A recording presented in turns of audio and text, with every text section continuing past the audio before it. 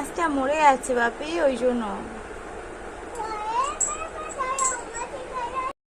এই মাছগুলোকে না আমি এই জারের মধ্যে রেখেছিলাম, এখানে কিন্তু কোনো অক্সিজেনের ব্যবস্থা করিনি।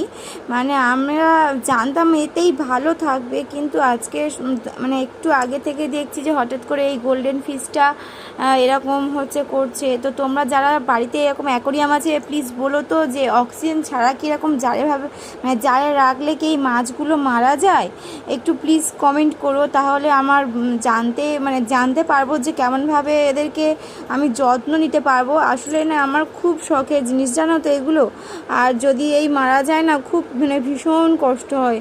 তো তোমরা একটু প্লিজ আমাকে হেল্প করে দিও যে এইরকমভাবে জারে যদি আমি রেখে দিই তাহলে কি এরা মারা যাবে? এদেরকে অক্সিজেনটাও দরকার, যে অক্সিজেনটা কিনতে হবে, এটা